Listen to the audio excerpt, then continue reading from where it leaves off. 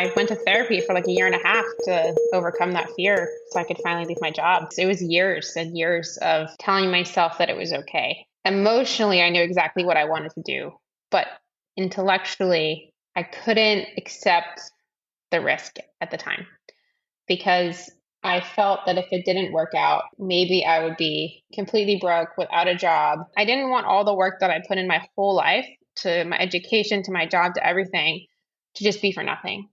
And I felt like that could be a huge waste. And there's another part of me that didn't want to let down my bosses. They were the best managers I've ever had. Like, they were so good and they were amazing to work for. And I loved my job. I really did. And I felt that they had invested so much into me and that I was going to let them down if I left. It's one thing to leave what you're doing. It's another thing to leave behind these goals that you've envisioned for yourself for so many years and to just let them go. I was terrified. Like, to say I wasn't scared would be a lie. But I got to the point where I realized that the worst case scenario was actually not being broke and without a job. The worst case scenario was being 80 years old and looking back and being like, wow, I really wish I'd done that and I didn't.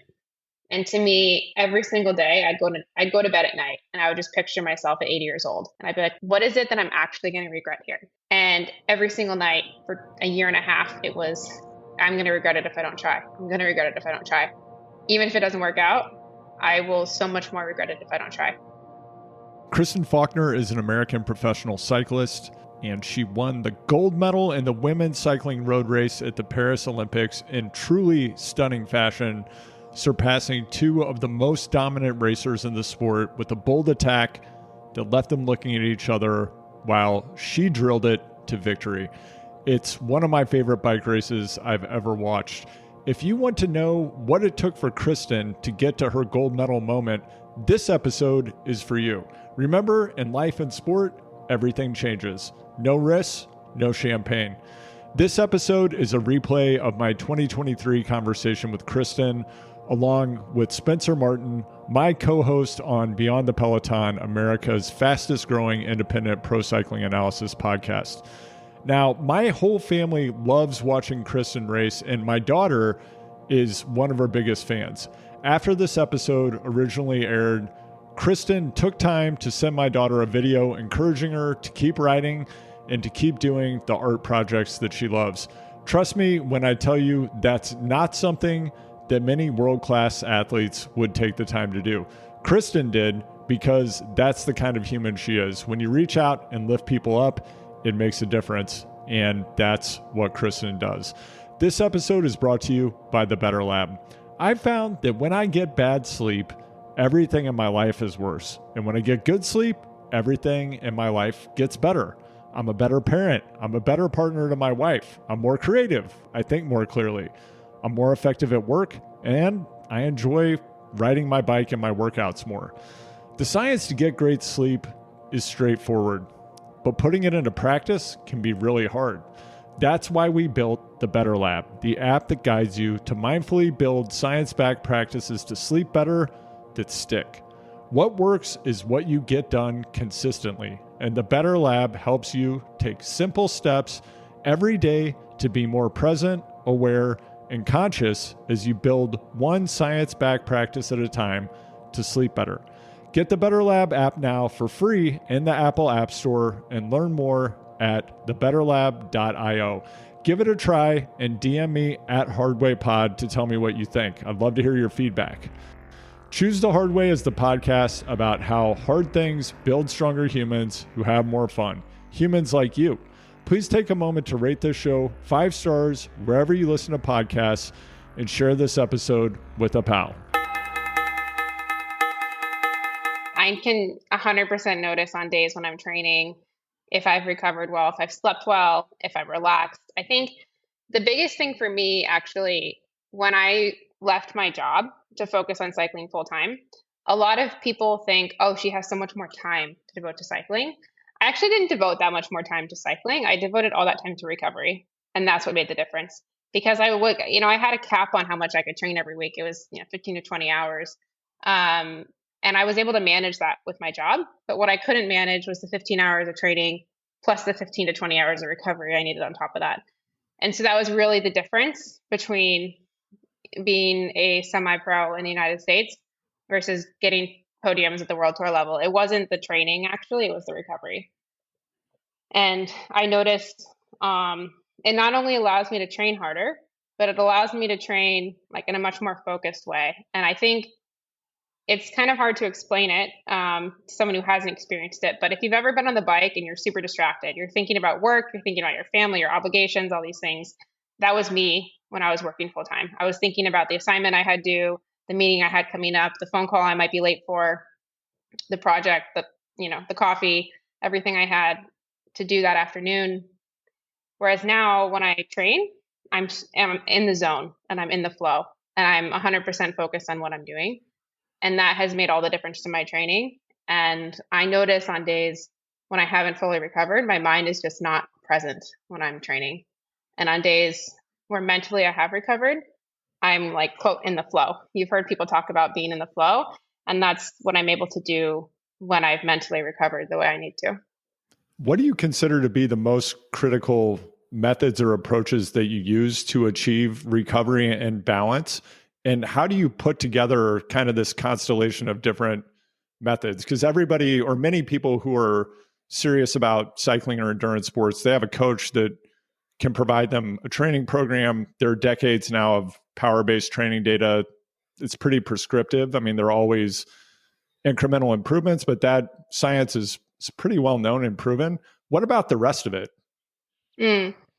So I think there's two things. There's the physical recovery and then there's the mental recovery. And they actually interplay with each other quite a bit.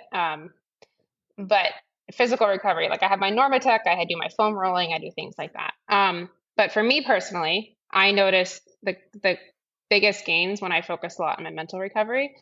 And it's really interesting because I actually think, we've there's been so much hype around like what is mental recovery? How do I optimize my mental recovery? And it's almost like we've gamified mental recovery. But ultimately I think it's like back to the basics. Like give yourself time to just like sit and not have any agenda about what you're supposed to think about. Like process your emotions from the day.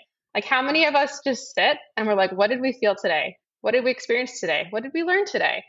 And you don't even have to be deliberate about it. But if you give yourself an hour a day with no agenda, your mind will just naturally do that. And it's in that process where you form memories, where you make new connections in your brain, like all of these things are happening and they're like really healthy for you. And it's funny because I think nowadays, so many of us who want to be so productive, we're like, I need an hour to recover. Like I'm going to recover my brain in this hour and I'm going to be super focused on how to do that. And I think you can be very intentional about it, but you can also just like, what did people do before we were over like consumed by computers and phones and people and obligations? Like we gave ourselves space to just exist.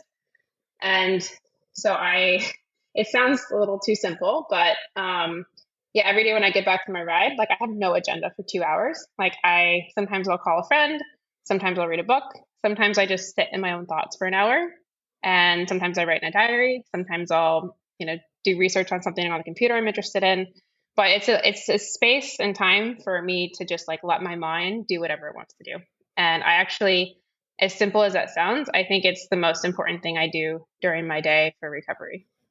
And that sounds relatively simple and straightforward. Also, looking at your CV, I have to imagine that you're someone with extremely high cognition who has a tendency to think a lot. And I could be wrong. I'm just making a guess. But what do you do when you do start thinking about everything else in those moments that you've set aside to try to think about nothing? I think it's okay to, I mean, so I think there's two, like in a meditation, moment, like you want to get rid of all those thoughts. But I also think sometimes you can let them in. Like that's when you're forming connections. That's when you're analyzing your day, you're analyzing people, you're analyzing your thoughts. And I think that's a totally healthy thing to do too. For me, I would say the last few days, for example, I've been doing a lot of research about women's health and especially among elite female endurance athletes. And that's been really energizing for me. And it's like I'm letting my mind wander. I would say I'm not like putting pressure on myself to research it. It's fun. And so I'm giving myself the space to do that. but it's like a creative activity for me. There's no pressure for me to use that time in a given way. Like I'm not forcing myself to recover during that hour. I'm just letting myself do whatever it wants to do. Um, but I think, you know, when you do have a lot of thoughts entering your head that you want to clear them, um, I think again, like practice makes perfect. And I think that's why when people meditate, like oftentimes the goal of meditation is to practice getting rid of those thoughts so that in a moment where you really do need to focus, you can do it really well. And so for me, for example, sometimes I do try to meditate and I do try to clear my thoughts. And the reason is that if I'm in a race, I need to be able to do that. I need to be able to compartmentalize whatever I'm feeling in my personal life, set it aside, let go of it, ignore it, and just focus on the race. And so I think like there's benefits to daily meditation in terms of clearing my brain on a daily basis, but it's also practice for those essential moments where I need to be able to compartmentalize everything. And so I think there's two benefits to the meditation aspect. There's like the in the moment benefit, but then also as it pertains to higher pressure moments where you really need that skill to be honed. So like when you're at the front of a race, like at Strada Bianchi recently, like would you describe that as like are Yeah. you practicing that same meditation? Or, 100%. Yeah. I would say I am in my most meditative state when I'm training. And it sounds bizarre to some people because they're like, how can you be relaxed when you're exercising and going, this high intensity intervals? But in terms of my brain, like my brain is in its most meditative state because there are, sometimes if I'm doing an endurance workout, I let my mind wander. And I'm like very observant of my thoughts in a way someone meditating would be. But other times if I'm doing like high intensity intervals, I'm so much in the zone and I'm so focused that any thought that enters, like I just let it go away. Like I have to like flick it away, rub it away like a feather. Like everything that you would do in meditation, I'm doing when I'm training. And I actually don't meditate all that often, like outside of training. And I think the reason is that I do so much of it in training. I don't really feel like I need to practice it outside training. It's like slightly different, but it's a lot of the same principles. It's basically learning how to control your thoughts, what you're thinking, getting rid of certain thoughts, letting certain thoughts come in. And I do so much of that when I'm training. And it never used to be that way, but I think I've honed it and it's made my training a lot more productive. When did you become cognizant that you needed to move in the direction of greater compartmentalization if you wanted to move to a higher level as a cyclist? And I'm also curious if that's something you practiced in your previous career. It's an interesting question. I think that throughout my life, the times when I've been most productive have been when I'm able to compartmentalize and hyper-focus and really compartmentalize all of the other extra things going on in my life.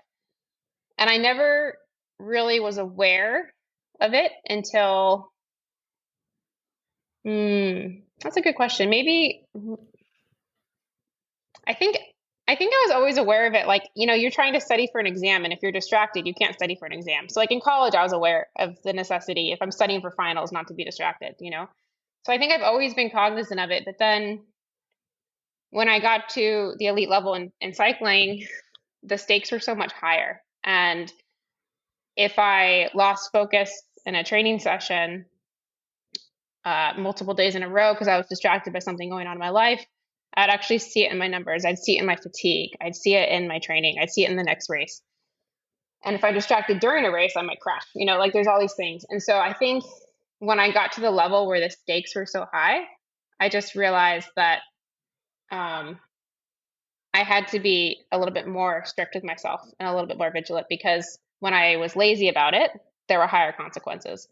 And so I think, if I'm studying for an exam in college and I get a little distracted for an hour, the consequences maybe aren't as high, maybe as if I'm in the middle of Flanders and I get distracted and someone attacks and I lose the race.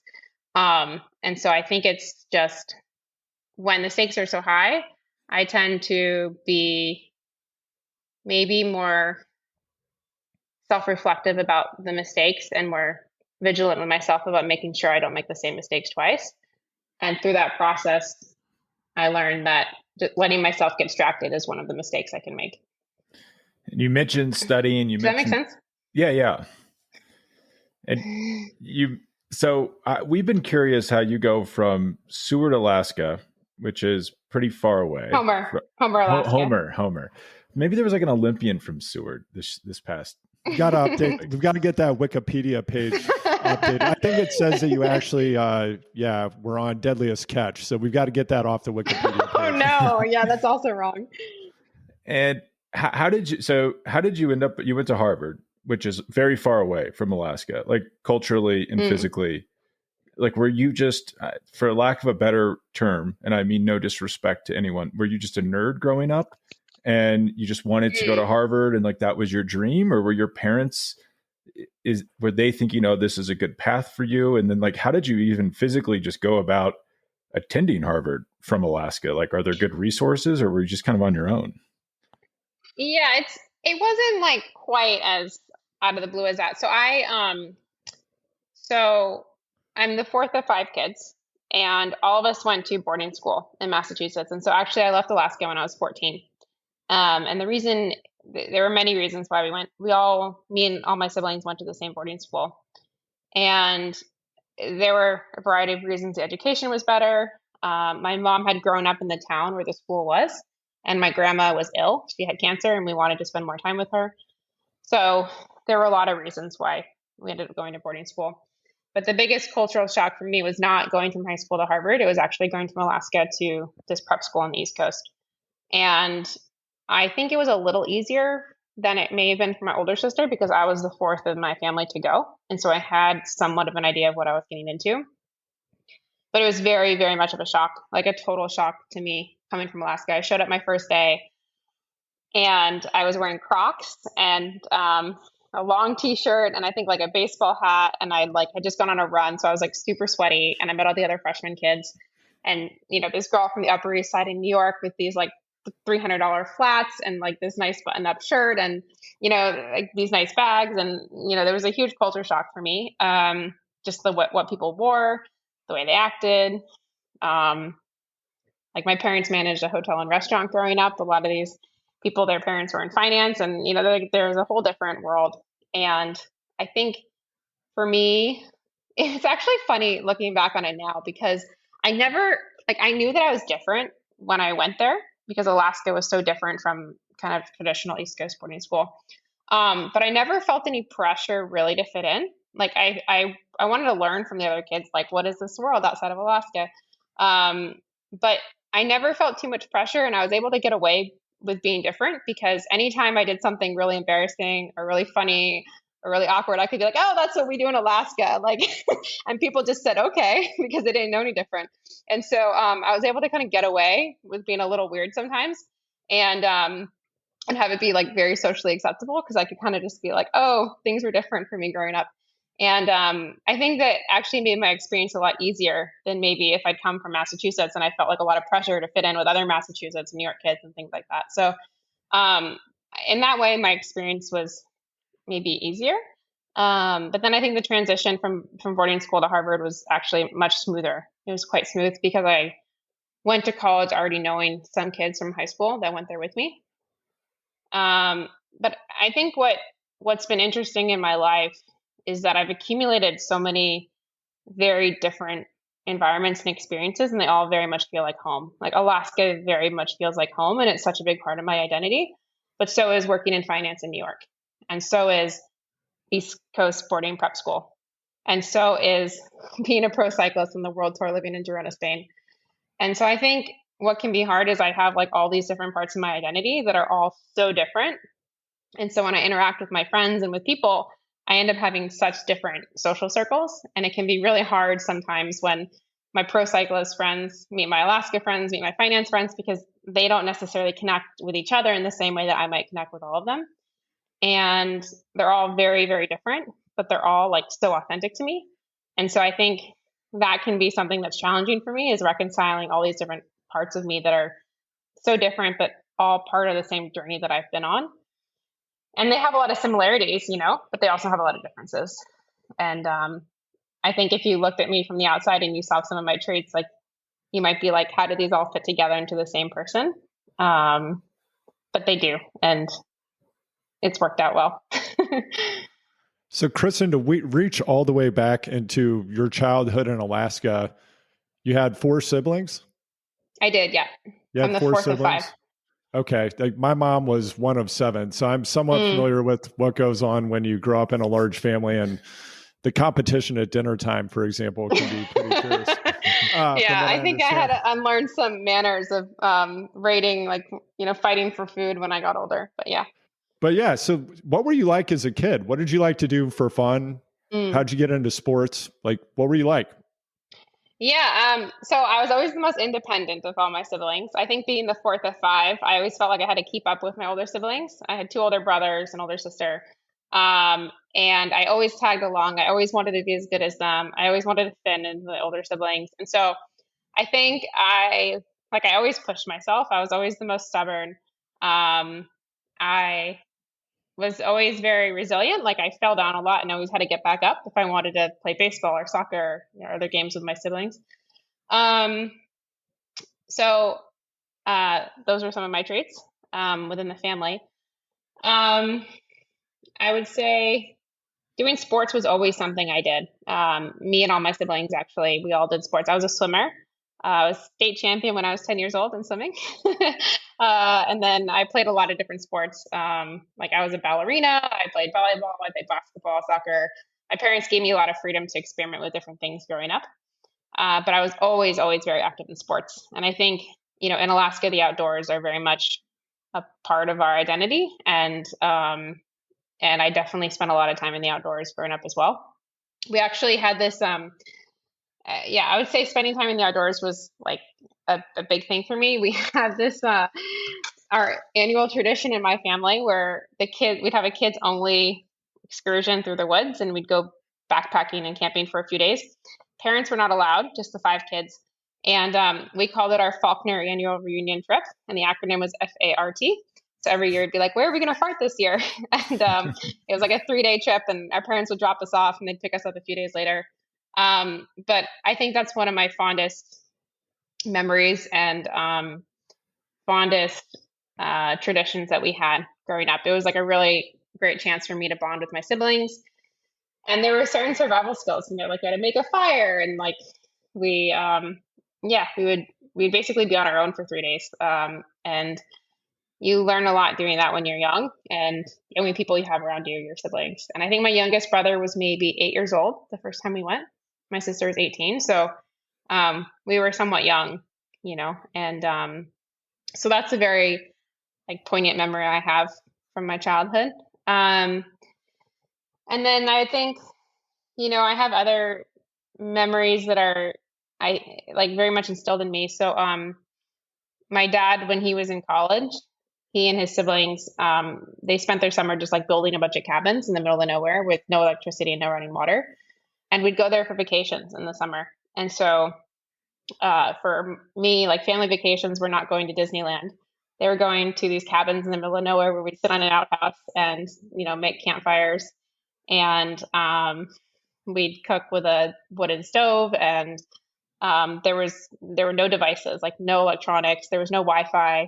There was barely any electricity. I don't think there's maybe a solar panel, which was enough for a light bulb, but everything, we'd go to bed when it got dark because there wasn't electricity. So that was just another like big part of my childhood, was going to this place in the summer. And yeah, we made water skis out of these wooden planks with like boots that we nailed in, like hiking boots that we nailed into the wood.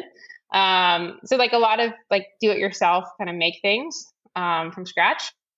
And just knowing that I was going to bed in this cabin that my dad had built with his buddies, like that in of itself gave me the sense that you can build or create anything you can build or create enough to be happy. And I think that was definitely defining characteristics that my parents instilled me with from a young age. Were sports presented to you as an option, or were you put into sports leagues? Was there any pressure, or did it all come from within yourself? It all came from within, but I can't remember a time in my life where I wasn't doing sports. So I think like my parents put us in sports before I even knew that I was entering sports. but I really loved it. Yeah, I've loved sports my whole life. My siblings do too. We were all athletes in college for the most part. And yeah, my sister, even after graduation, she did marathons. Like, I think it's always just been something we enjoyed. Um, in terms of the pressure, like my parents never put pressure on me. Like I never felt bad if I didn't do well in a race. Like they never made me feel bad about it ever. Um, but one thing that my parents were really, really good at is they always instilled me with a lot of confidence when I was young. And I didn't actually realize so much later in life that not every kid like experienced that when they were young. But um, yeah, I remember before my races, my mom would be like, "You're really good at freestyle. Like, I'm so excited for you because you're gonna do so. Like, I just, you're so good at freestyle, and you're about to do a freestyle race, and that's gonna be so exciting, you know." And she never presented it in a way where I felt pressure. She presented it in a way where I'd line up behind the blocks and I'd be like, "I'm the queen of the world. Like, I'm so good at this, you know." And I I just always felt so much confidence from my parents, and as a kid, when you feel confident, things are fun. Like you always want to experiment. You're more willing to fail and try things like, because if it doesn't work out, like you still feel confident. Like it doesn't, I don't know. I never felt like I wasn't good enough, I guess is a better way to put it. And I never felt like I was lacking in any skills. My mom never said you're bad at reading or you're bad at this. She'd just be like, you're so good at math. Like you're a math, you're a math whiz. And like, you have a math test tomorrow and you're going to do fine because you're so good at math. And I never felt like arrogant about it, but I always felt that I could accomplish anything. I could achieve anything because all I had to do was just do it or like work hard at it because I had the skills to achieve it. And I really believe that as a kid, that mindset is what allows you to succeed in a lot of things. Like if you have that mindset, it takes you really far.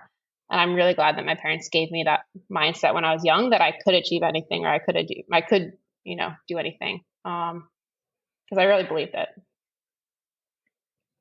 Have you ever run into anything that you really wanted to do desperately, that you wanted to be great at, that you were unable to do? In terms of like learning a new skill? Anything. I was always wanted to be a really good singer. And I'm so bad at singing, like so bad at singing. And I tried voice lessons for like 3 years and my family still complained every time I come home and I'd get on the piano and I'd try to sing, they'd like cover their ears and be like, Kristen, no, please wait till we leave the house. But what's interesting about that story is that I tried voice lessons for like 2 years, but then I just gave up because I was like, oh, I'm not good at it. I tried it. I'm bad at it. I'm not good at it. And then I stopped. And I think one of the biggest regrets I have from growing up is quitting voice lessons because it's a skill I always wanted. And to this day, I would love to be able to jump on a karaoke stage and sing. And I actually think I might take voice lessons here in Girona, just because it's something that I feel like anyone can be a great singer if you just put in 2 decades of time, like eventually you'll get there. But that was something that I felt like I tried and I worked so hard at for so long. And actually, it wasn't that long, it was 2 years, but I worked really hard at it and I really wanted it. But then when it didn't come, I actually did give up on it. And it's because I think maybe it was my older brother, maybe someone, they said, like, you're just a bad singer. Like, you're never going to be good. No one in our family is a good singer. And the thing is, as soon as I believed that, then I stopped trying because I thought to myself, like, oh, no matter how much work I put in, I'm never going to be good. And that's when I stopped. And if I could go back and tell myself, like, that's actually not true. Like, you can develop any skill, just like keep going. I would, because I think it wasn't that I wasn't capable of learning it. It was just that my mindset was the wrong mindset when I quit. So that's an example. Yeah, that's like an extremely toxic story that families tell themselves. Like we're not good at this. You're not good at that. Like the opposite of what your mom is saying. It does affect you a lot. I also wonder if it's a mistake. We're all taught to sing when we're like teenagers and our voice is changing. Like maybe we should just wait until we're like 25, 30 years old to then start singing. Yeah. Yeah. And I think I think most of the times in my life where I've been bad at something, it's because I told myself I would never be good. And the times where I am good at something, it's because I just kept working at it. Because I had faith that like, oh, I can be good at this. Same is true with coordination sports. Like I remember I did soccer and basketball and all these other sports, and I was always really fit. And I could run up and down the court or up and down the field all day long, but I didn't have any of the hand-eye coordination skills. So I just hadn't really done it as a kid. Like I was a swimmer growing up, and no swimmers have hand-eye coordination sport, just not something you really learn.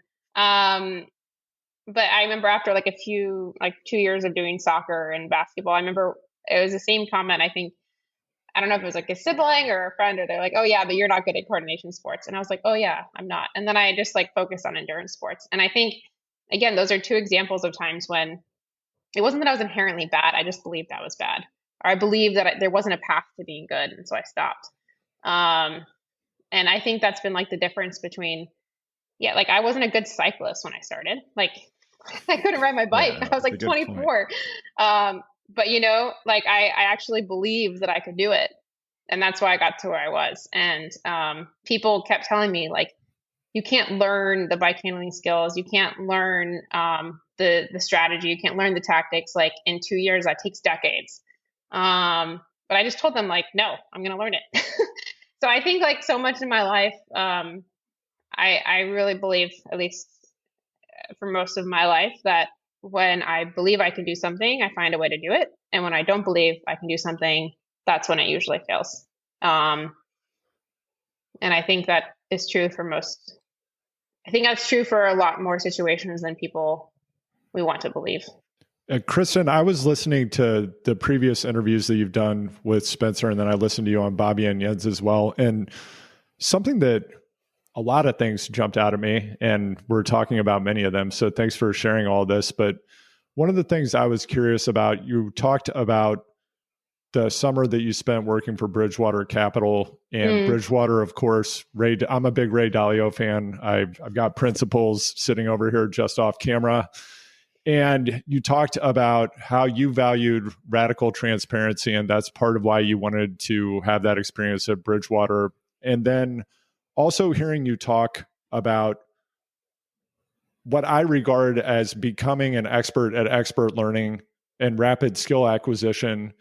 And, whether that's in finance or in cycling, it sounds like you put yourself in positions where you were able to accelerate learning skills that other people do find to be quite complex. And in particular, with your background, coming from a crew background at Harvard, there are a number of people coming from a rowing background who have now come into professional cycling on the men's and women's side with varying levels of success. But you found a path where you don't just have the engine, you actually are mastering all of the other strategic aspects, positioning, being in a pack, just all of these other aspects of cycling that are hyper complex. How do you think about that pairing of radical transparency, seeking feedback, and accelerating your skill acquisition? Do you see a link there? Oh, absolutely. There's a really good book called The Talent Code by Dan Coyle. And it's a really, really great book. He's actually from Homer, which is the town I grew up in. And he talks a lot about repeating efforts, but every single time you repeat an effort, like you reflect on, what did I do wrong? What could I do better? And then you do it again. And then you reflect again. What did I do wrong? What I could do better? And you do it over and over and over. And I think what Bridgewater really emphasized is being able to look at yourself completely objectively and take nothing personally and have no emotion when you're assessing your strengths and weaknesses. And so for me, like, I'm a bad singer. I am not yet a good singer. I am not yet very coordinated with, basketball and soccer and things. I am not yet the fastest ascender in the peloton, and to really look at yourself in a completely objective way. And to do so, I think, requires a lot of humility, and it also requires a lot of transparency, radical transparency with yourself and with others. And once you have that objective view of yourself, it's actually so much easier to assess your weaknesses and work on your weaknesses, because you're no longer scared of them, And I think what Bridgewater teaches people to just not be scared of their weaknesses. It's not like a character flaw if you're bad at something. It's just like something you're not yet good at. And I think if you take that approach, like I've taken that approach to everything that I want to learn. Like if I'm not yet good at descending, okay, I'll hire a descending coach. I'll practice descending. And so it's taking that stance of like, I'm not good at this. and turning it into, I'm not good at this yet. And I think the ability to do that is like the first foundational step to becoming great at something. And yeah, I think one of my greatest skills in life, like as a person, as an athlete, as an employee, is my ability to learn quickly. And I don't think it's because I have like some special brain. I think it's because I'm really good at assessing my weaknesses and being objective about it and being totally willing and humble to be like, here's what I'm bad at, let's get better. And okay, check that one off, move on to the next thing. What am I bad at? Okay, work on that, check it off, move on to the next thing. And that's what I did with cycling, you know. I've improved a lot over the last few years, and I still have a lot of things to work on. But I can make a list of all the things that I'm bad at and just like go off, check them one by one and be like, let's work on this, let's work on this, let's work on this. And I apply that to my training, you know, like you know, I was talking to my coach today and I was like, you know, I think the power between, you know, 1 minute and 3 minutes, not that strong. So I want to go work on my 1 to 3 minute power. Or maybe I'll say, oh, my 20-minute power felt really uncomfortable today. It didn't feel that great. So I want to do more 20-minute power efforts. And so anytime something feels uncomfortable or it feels weak or it doesn't feel good, to me, that's a sign I need to work on it. And I dive right into it. And like, I'm totally fearless about diving into my weaknesses. And I think that's like my greatest strength is to be able to dive right into my weaknesses. And I think a lot of people avoid their weaknesses. They're like, oh, those 1 minute efforts don't feel good. I don't really want to do them. And I'm the opposite. I'm like, oh man, those 1 minute efforts don't feel good. Like I should probably do more of them.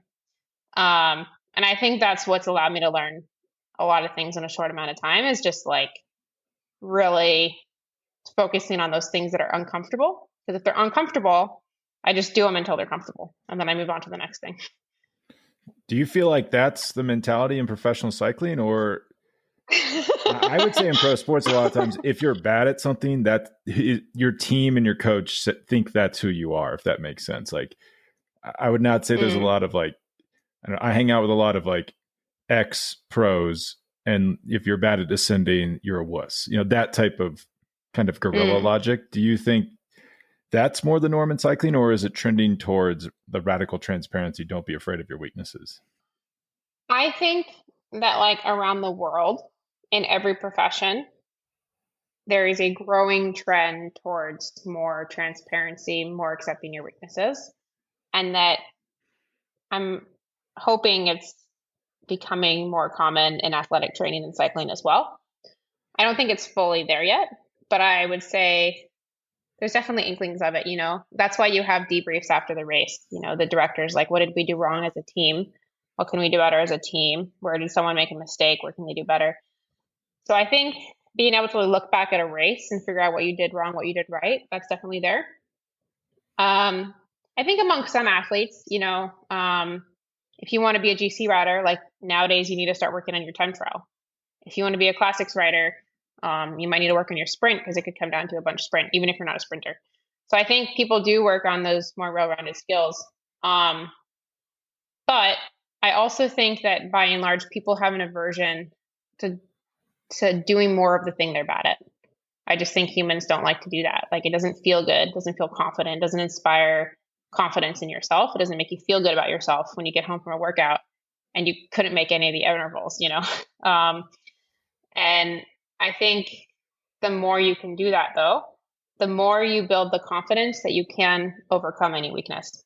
So if I phrase that differently, like if I'm not good at sprinting and I work on my sprints and I get good at sprinting, it's not only helped my sprinting, but it's helped me believe that I can overcome anything that I'm bad at if I just work on it. And I think like that's a repetitive thing that you learn over time. And the more often you do things you're bad at. Does that make sense? Yeah. Yep. Yeah, that completely makes sense. Like practice makes perfect, both in the thing you're practicing, but also in the art of improvement. Like the art of improvement is practice. And if you practice that, you'll perfect it. When you think about proactively taking risks and risk management, from the outside, I think something to a lot of people that would appear to be a substantial risk would be going from being on a comfortable career track in a highly desirable profession and leaving that to go be a pro athlete. I think also to a lot of people having those options seems like a fantasy and something they probably can't conceive of. But I'm wondering, what was that like for you? Did you perceive there being any actual risk or downside for you in walking away from what you were doing to go be a pro athlete? Or did you feel like, you know what, even if this doesn't go well, the door is going to be open. I went to Harvard. I've worked at some of the best firms in the world, and I can go back and do it. No, there's a ton of risk. I went to therapy for like a year and a half to overcome that fear so I could finally leave my job. Yeah, it was years and years of telling myself that it was okay. And emotionally, I knew exactly what I wanted to do, but intellectually, I couldn't accept the risk at the time because I felt that if it didn't work out, like maybe I would be completely broke without a job.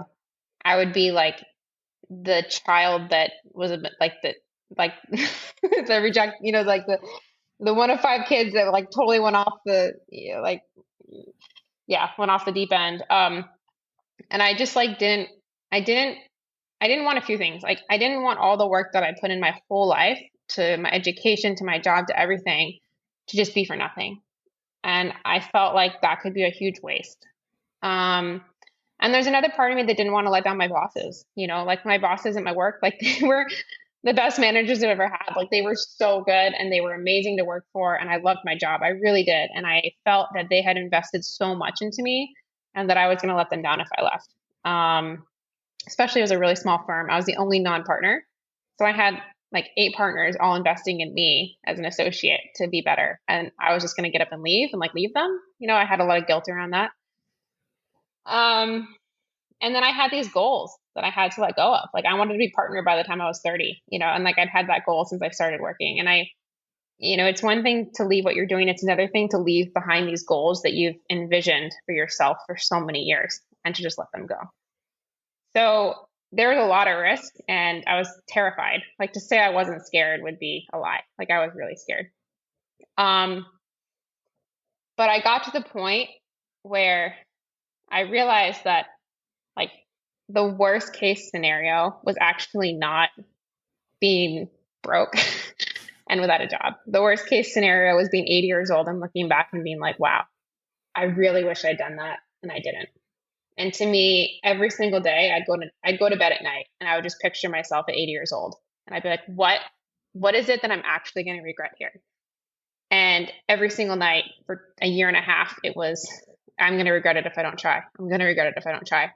Even if it doesn't work out, I will so much more regret it if I don't try. And that was a story that I remembered for like a year and a half every single night. And so actually the riskier thing would have been to stay because like I knew like I would be unhappy if I never even tried it. But I didn't know, like I knew for a fact that I would regret it if I didn't try, but I didn't know how it would go if I did try. And so one had like an absolute bad case scenario. The other one had an undetermined good or bad scenario. So yeah, expected risk out or expected value outcome was actually better for me to take the plunge and be a pro cyclist. What was it like once you actually committed to making that decision? You went and had that conversation probably with your boss or the partners at the firm. What did it actually feel like when you did it?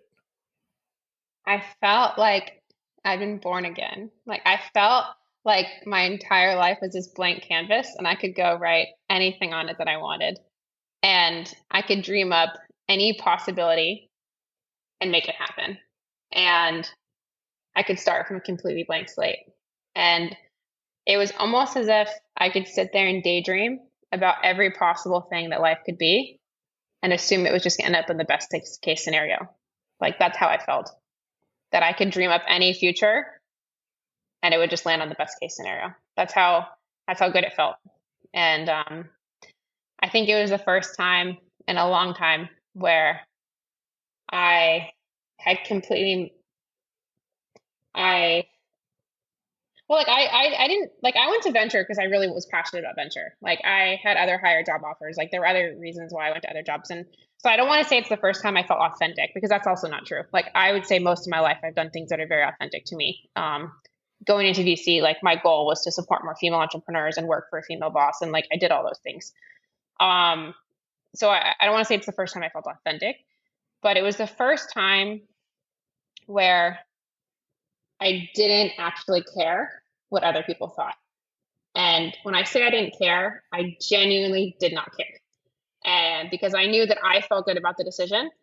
And honestly, most people in my peer group, like most of my friends didn't know what cycling was. I didn't even know what pro cycling was. Like I had no idea what I was really getting into. I hadn't raced in Europe at all. I mean, really. So most of my peer group were Harvard graduates working in tech, working in finance. Um, and they thought I was kind of crazy to leave my job. They thought I was maybe like, oh, are you burnt out? Are you taking a year off? Like, you can't handle the stress of your job. Like, there were a lot of assumptions. Um, so yeah, I would say it wasn't the first time I was authentic to myself, but it was the first time where I really just didn't care what other people thought because it felt so right for me. Have there been moments since you made that decision that you've questioned the decision that you've made? Never. Not once. No, not once. There's times when I am like, ooh, it would be nice to have a better paycheck, or like it would be nice to like live in a nicer place, and like, yeah, it would be nice to have made Forbes 30 under 30, or like, I see things my peers are doing, and it's like, oh, that would be nice, but I never ever like holistically have regretted the decision. Never, not once, not once. And does it feel like you've succeeded in whatever way you wanted to succeed when you made the decision to pursue this career? Or is there some even higher order goal that you have in mind for what you're doing? Or is just doing it the goal? I would say almost everything. I still want to go to the Olympics. I would say that would be another goal, but that's a goal of mine that I haven't yet achieved and is a big goal of mine. But to be honest, I've achieved way more than I thought I was going to, because I'm so much happier than I ever thought I would be. Like I thought when I left, there would be times where I regretted my decision, and I never have once regretted it.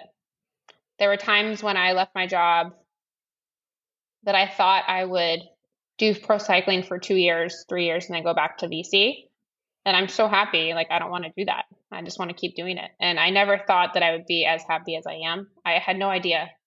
I was so scared at the time that it was kind of hard for me to imagine being so much happier. But like when you really, really love what you do, it's like, yeah, I love what I do. Like I'm so happy. I can't imagine doing another job right now. Yeah, I feel like so alive when I'm cycling and racing, and I feel so authentic to myself. And I didn't realize how strong that emotion would be when I left my job to do this. So, yeah, in that sense, like in terms of personal fulfillment, it's been way more. And I also didn't realize when I left that I could have any kind of impact as a cyclist. And when I say that, I mean, like, I thought that leaving my job to be a pro cyclist, I was just going to do what made me happy. Like racing was going to make me happy. I didn't think about, oh, I could have an impact on women's health and athletes, or that I could have an impact on the cycling team and like how we approach racing, like being more attacking in the peloton, like showing other riders to be completely fearless and like just go for it. Changing like the style and ways things are raced, like there's so many different things that I never would have imagined I could have an impact on that I can. And that's also really empowering because when I left my job, I thought it was not a selfish decision, but like a self-focused decision. Like this is just about me and what makes me happy. And now I feel like I can find like a purpose that's also beyond me while doing what I love. And that's pretty empowering. How's it been moving to Spain? I think you lived in the US the last time I talked to you. And are you like learning multiple languages? Are you learning Catalan and Spanish there, or how have you found the day-to-day life? Yeah, they speak a lot of English here. It's a huge expat community. I spoke Spanish. I learned Spanish in high school, and I speak very conversational Spanish. Not quite fluent, but fluent enough. I can get anything I want in Spanish. Um, I'm not learning Catalan. I know a few words. Um, it's interesting. I do miss a lot of California, but mostly I just miss my friends and family. Um, a lot actually. Being away from home can be quite hard. Because so much of what makes us happy in life is our community. And when I completely uprooted myself from my community, that was challenging. Um, but I also think from a personal standpoint, I've grown up a lot just living in Europe, like seeing the way people here value balance in their life, the way people here in Belgium, people live 3 doors down from their parents their whole life. Families live so close. Um, like the food system here, like there's so many things about European life that have changed my perspective on America and the way I want to live my life. And I wouldn't have had that if I hadn't come here. Um, so I would say I kind of have the best of both worlds right now because I can go home and see my friends in California during the off season, and then also get this different perspective living in Europe on what I want from my life. But even things like stress management, like living in Europe, I have a totally different perspective on the way Americans manage stress. Like it's totally bizarre to me that we are so stressed, and then we get so stressed that we can make money, and then we spend all of our money trying to de-stress. And to me, it's so funny because I never would have seen it that way. Just if I just lived in the U.S. my whole life, um, and just like taking personal time, and and those are some things that I've only really picked up having lived in Europe. And I don't think there's like a right or wrong way to live your life. I just think there's different ways. And Europeans can do it differently from Americans. And I can kind of pick what I like from each way of living and do that for the rest of my life. So I think living in Europe has been really great in that way. And Kristen, what about pro cycling as a profession and as a lifestyle do you enjoy the most? What do you get out of it? I just love riding my bike. Um, I love, okay, there's a lot of things. So one of the interesting things about being a professional athlete or just being an athlete, like this can pertain to anybody, whether you're competing or not. But every single day when I go to bed at night, I feel like I've accomplished something so concrete that day. And I feel like I've overcome something that was a challenge for me. And that's because when I go out and I complete my training, it's something that was hard. It was something maybe I wasn't motivated to do in a particular way. But I did it, and that instills like such a level of self-confidence. And if it was a workout that I hadn't done before, I'm like, oh, I went in and wasn't sure if I could do it, and then I did it. And now next time something's a little harder, I know I can do it. And that translates to outside cycling as well. Like if I run into a problem in my life and I don't know how to deal with it or overcome it, I just remember to myself, like, oh, there's been so many times where I didn't know if I could handle a situation, but I did. I made it through. And when you do it like repeatedly day after day after day as an athlete, like it just becomes a habit that you build that confidence to trust that you can get through anything, even if it's challenging. And I really find that to be fulfilling for me. Like I wake up every day. Sometimes I look at my training and I'm like, oh man, I don't know if I can do that. But then I do it.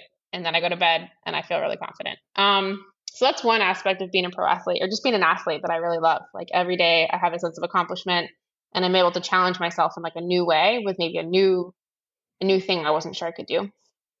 Um, Other parts of it I love having teammates from different parts of the world. Like I have a teammate from Singapore, from the Caribbean, from Italy, from Spain, from Netherlands, from everywhere. And learning about their cultures and yeah, their backgrounds and just seeing the world through their eyes is something I wouldn't necessarily get in any other job. And same with traveling to different parts of the world, like seeing all these different cities and places. Um, I think I Yeah, I love learning a new skill. For me, like cycling, I still have so many things I need to work on and improve on. And I love the learning aspect of that, like challenging myself every day. I talked earlier about like, oh, I'm bad at this, check it off. I'm bad at this, work on it, check it off. And I find that process to be really fulfilling. Like I'm bad at something, I work on it. Okay, now I'm good at it. I'm bad at something, I work on it, now I'm good at it. And to be able to wake up every day and like have that kind of checklist for my life and see myself making progress every day, every week, every month, every season is like really fulfilling. Um, yeah, those are like the main things. And I just like I love being outside. Like I love the wind in my face and training every day, the scenery. But at the end of the day, like I love being on my bike. I love training. I love competing. Uh, and there's like a feeling I get when I do it that I can't really describe. It's not like a particular thing about it that I love. It's just the feeling I get when I do it. Yeah, I know that for me, the feeling that I had as a young person, the first time I rode on a bike, and maybe I'm weird, but I still have the first bike that I learned to ride on hanging up in my parents' garage. And it's a Schwinn Stingray. It's got like green sparkly paint and a banana seat, which people made fun of. It wasn't like a cool bike at the time when I started, like BMX bikes were the cool bikes. But I remember the first time the training wheels came off. For me, the feeling that I felt is I felt a level of freedom I'd never experienced. I kind of felt like I was flying. I still feel it today when I go out and ride around here in Hope, Maine, and I see the look on my kids' faces when they're out in the driveway or riding around in the yard on their bikes. And it's a pretty amazing thing. And you said this earlier that, one of the things that you've hoped to do in the different careers that you've had is to inspire people. And I shared this with you before we started recording, but my kids watch you race, and what you're doing is inspiring them. And I can see how it touches them, and watching them cheer you on has been amazing and really powerful. So I just wanted to say thanks for being here today. Thanks for everything that you shared. I'm so grateful that we got to have this conversation. There is a part 2 of this conversation that's on Beyond the Peloton, where Spencer and I will be talking to Kristen more in depth about bike racing. And Kristen, if people want to learn more about you and follow your journey, where should they go? I'm probably the most active on Instagram. It's Arctic Fox, ARCTICFAULKS. And I'm also on Twitter. I think it's Faulkner Kristen. But I would say Instagram is where I post all my race updates and life updates. That's probably the best way to follow me. Don't miss part 2 of this interview on Beyond the Peloton, where Spencer Martin and I do a deep dive with Kristen on her pro cycling career and where she's headed next in the sport. Find Beyond the Peloton everywhere you listen. This episode is brought to you by the Better Lab, the app that guides you to mindfully build science-backed practices to sleep better that stick.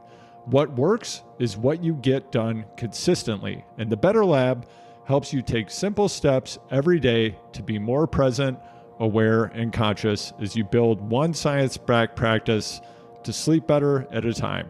Get the Better Lab app now for free in the Apple App Store, and you can learn more at thebetterlab.io. Give it a try and DM me at HardwayPod to tell me what you think. I'd love to hear your feedback. Choose the Hard Way is a Big Truck production. It's produced and edited by Anthony Palmer at Palm Tree Podco. Emily Miles is the head of digital and marketing. Jeffrey Nebellini of Heckler Projects is the designer behind the striking Choose the Hard Way brand identity.